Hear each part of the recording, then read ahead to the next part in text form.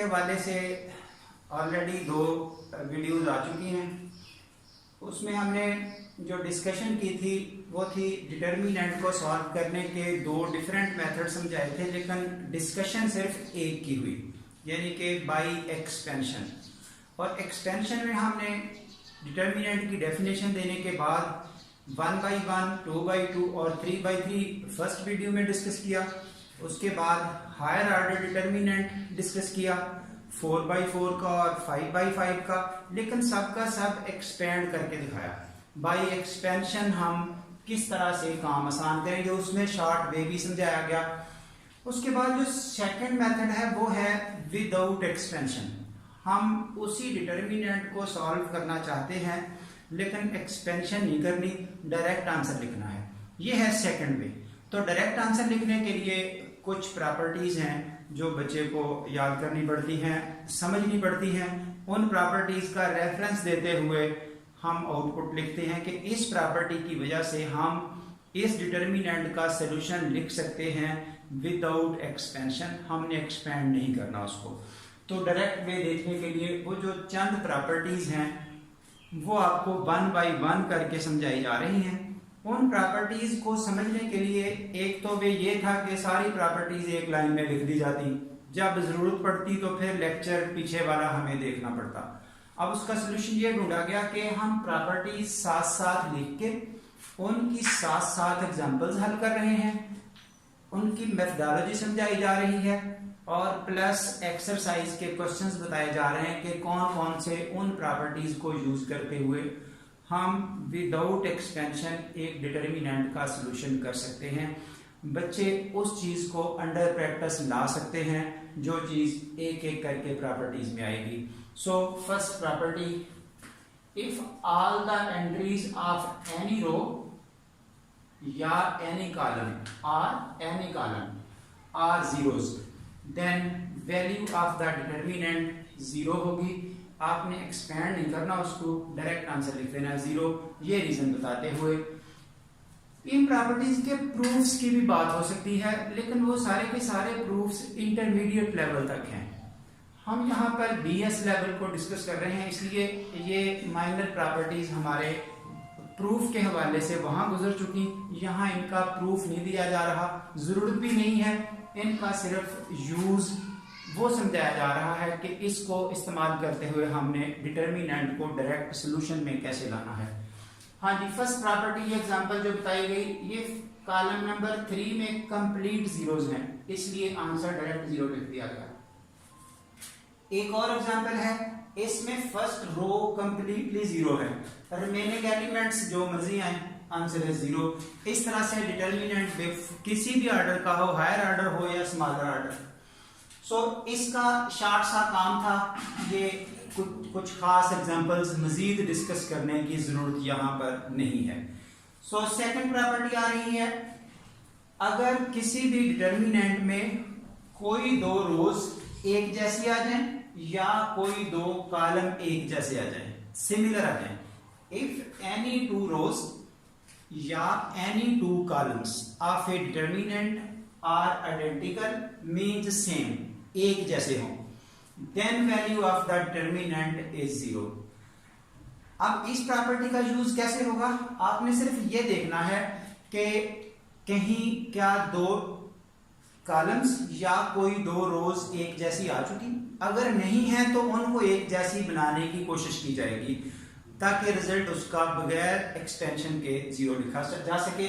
सो उस हवाले से प्रॉपर्टी की डिस्कशन हो चुकी है, उसकी डेफिनेशन हो चुकी, स्टेटमेंट सामने है, अब है इसकी एप्लीकेशन। तो उस हवाले से exercise 5.1 mathematical method by SM Yusuf, उसका क्वेश्चन नंबर 5 और उसका third part without expansion solve करने की बात हो रही है।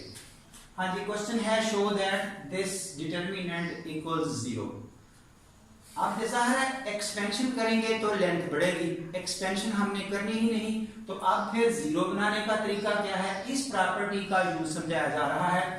हम इस डिटर्मिनेंट की कोई 2 रोज एक जैसी करेंगे या कोई 2 कॉलम एक जैसे करेंगे।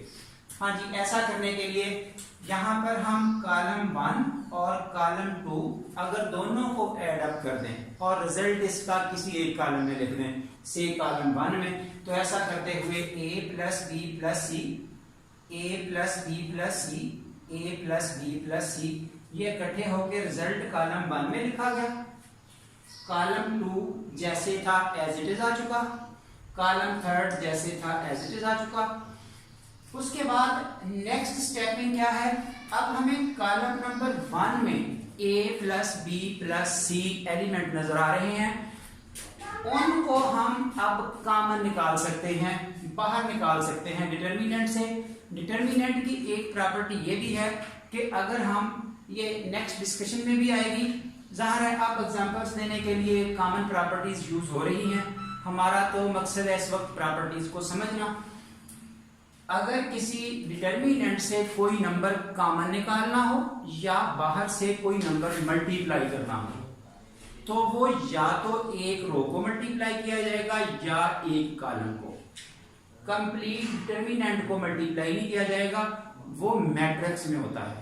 याद रखें, अगर एक मैट्रिक्स होती जिसमें सिंबल्स आपके ये वाले होते, जैसे 4, 7, 1 और 9, हम यहां से कोई 2 मल्टीप्लाई करते तो ये हर एलिमेंट को मल्टीप्लाई करना था। इस तरह से इसकी आउटपुट बननी थी 8, 14, 2 और 18। ये आप इस तरह देख सकते हैं अगर ये एक मैट्रिक्स हो आगे।